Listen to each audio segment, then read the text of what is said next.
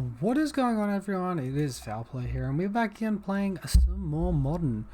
Now, I did actually play a league with this deck with triple Invisible Stalker and just two Arcane Flights. I didn't particularly like it, and I didn't particularly do too well. So I've dropped it back down to two Invisible Stalker here, and I've actually introduced Aqueous Form. So Aqueous Form does give that unblockable for our 1 mana hexproof creatures. It is a massive nombo with Invisible Stalker though. So it doesn't give a stat either, but whenever it attacks, you get to scry 1. And unblockable is better than flying for purposes of getting past Giver of Rune style decks or decks with flying creatures, right? Like Lingering Souls or Kaya's Guile, etc., etc. But yeah, it's a nombo, no stat, no added effect. Other than that, it does help us like filter card draws before we get to deal damage with Curious Obsession and Staggering Insight. So we can scry 1 before we get to draw. But yeah, it's an attack trigger, and this is a damage trigger. So your scry is always going to happen before your before your draws, no matter how many draws or scries you have. Alright, so in the sideboard, I've actually chosen to remove all my copies of Staggering Insight, believe it or not. And I've actually trimmed right down on Deicide as well. Just 1 copy of Deicide, 1 copy of Teague. I've basically got 3 different spells that deal with artifacts and enchantments, looking at those Ensnaring Bridge decks.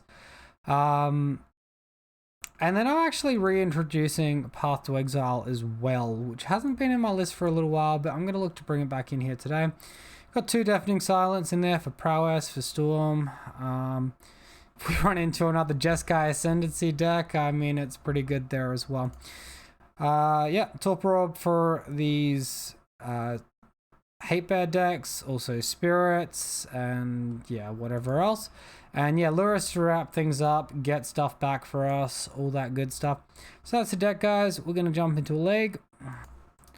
Alright, so here we are for match number 1. We are versing Dr. Queller, and we won the die roll. We're going to be on the play. I'm happy with this hand. I'm going to keep.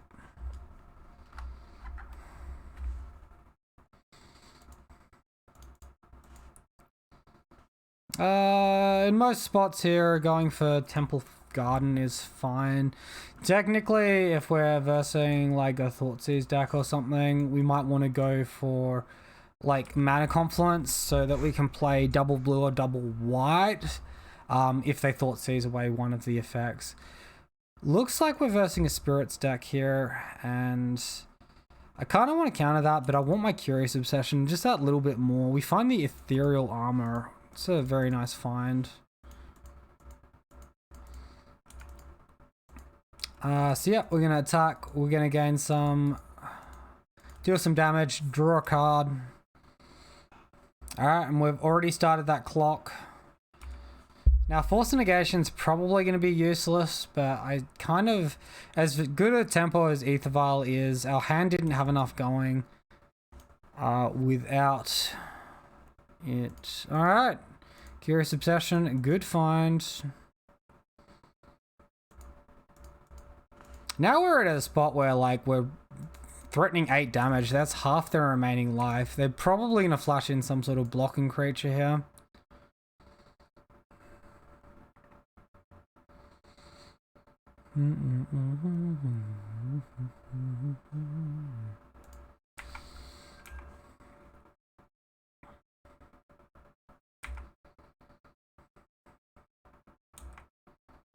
So it's Mausoleum Wanderer, or it's a creature off Aether Vial. So this is going to be Rattle Chain. Oh, sorry, it's Rattle Chains, pardon me.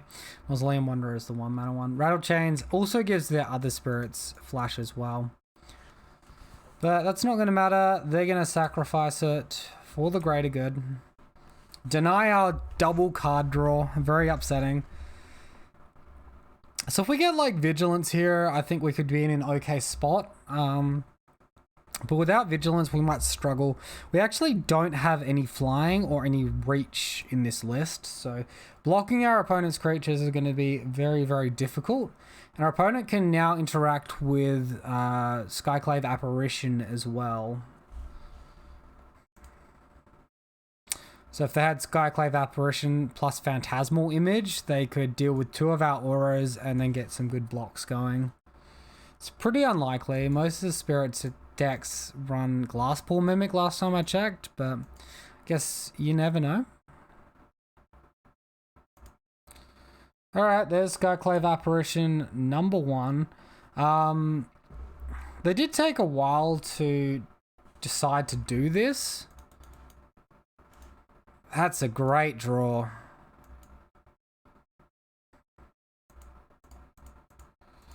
Alright, we'll make them have exactly Phantasmal Image right here. Rancor is an absolute powerhouse draw off the top there.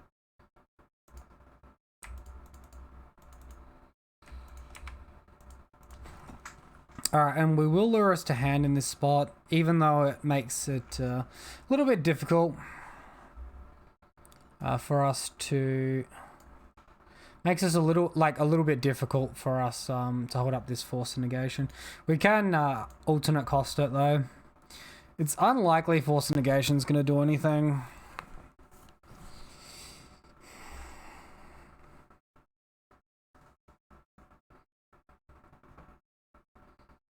Unfortunately, yeah, Force of Negation's pretty bad in this matchup. If it grabs an Aether Vial, like, that's good. Outside of that, it doesn't do very much. But having said that, and everything, our opponent's got no value off this Aether Vial so far. They haven't played a single creature off of it, which makes me think that their hand is full of 3-cost cards, right? So this their 4th turn, they made their 4th land drop. And yeah, they didn't do a Vial Active on 1 or a Vial Active on 2. So we could be facing double Skyclave Apparition. There's also Spell Queller, and there's also Drog Skull Captain and Glasspool Mimic. So there's a lot of stuff they can have at 4 mana here. So opponent did take a while to think about their turn before hard casting a Selfless Spirit. You'd have to assume that's been his draw for the turn. And now we're just going to go to our attacks and try and get what we can happening.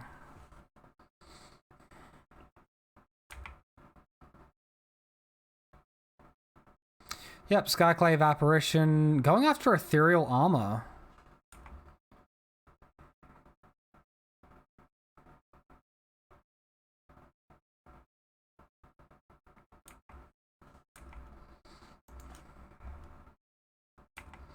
So he gives Indestructible. We deal 1 damage over the top. We still get to draw a card. Rancor's a good find.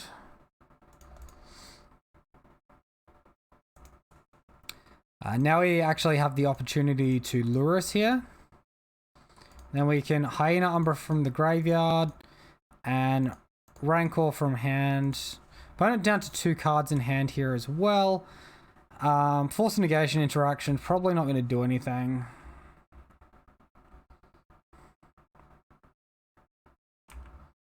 Opponent's first instinct is to cycle the Horizon Canopy after they play it. Seems fair. I think they're digging and they concede. Wow. Well, we drew pretty well off the top of our library there, and our opponent's hand was very awkward in my opinion. We'll remove our Force of Negations. We'll bring in our Torpor Orbs here. Now, if they have... we also want our Path to Exiles. If they have Stoneforge Mystic, which some decks do, others don't, you might want some Artifact Hate. As it stands, I'm not going to be bringing in Artifact Hate. I feel like Stalker's probably pretty good, but maybe a little bit too slow on the draw. I might minus 1 Stalker, look to minus like 1 land as well. So remove a Misty Rainforest. Actually, no, we can, if we've not got the Force of Negations in, we only need 1 Hallowed Fountain, so we can remove the other one.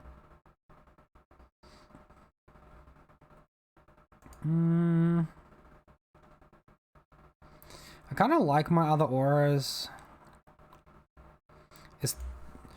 We could leave 1 path out or take out the Stalker. I'm going to take out the Stalker. We might mulligan a bit more as a result of this though.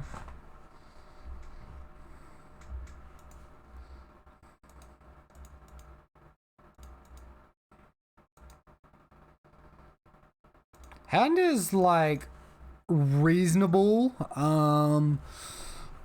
because we have arguably the 2 best auras in our deck in there, but other than that, it's very land heavy. I think I'm going to keep though. Opponent has mulligan to 6. Like, we're on the draw. We're semi-likely to see some good auras happening. If we can resolve a turn 2 Torpor Orb off the top as well, like if we rip the Torpor Orb in the next 2 cards, they're going to have a really difficult time interacting with us. That'll shut off their enter the battlefield effects on Skyclave Apparition and Spell Queller. I guess Mausoleum Wanderers trigger as well. Find another Daybreak. Alright, we'll kick things off with Temple Garden.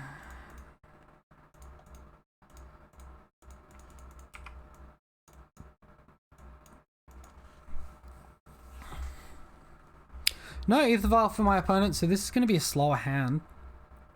They actually kept a 5-card hand here. Spectral Sailor.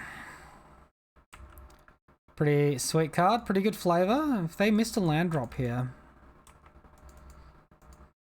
Oh, that is really unfortunate for my opponent missing a land drop there. I absolutely hate it when I'm in that position. You mulligan down to low resources and you miss a land drop. And that Rancor was actually a great draw in this spot because there's no way you can do a 3-mana play in this next turn. So now we can just dump Rancor, Ethereal Armor, and next time we can dump Daybreak Coronet. Like, we're in a very commanding spot here. He still needs to draw white mana. And we've got another Daybreak to back it all up with afterwards. Chalice on 1, okay. No! Evil opponent. So that's how he was trying to get us. He was trying to get us with a Chalice hand there. Alright. Well, he's hit land. He can go after our Rancor.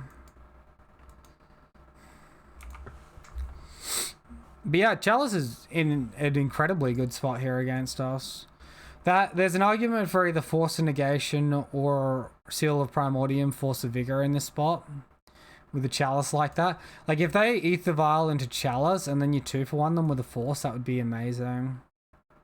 I think overall having either the Force of Vigors or the Seal of Primordiums are better than the Force of Negations in most spots against their opponent's deck. Goes after the Daybreak. Oh, buddy. No, you want to go after the Rancor, mate. I didn't crack that one.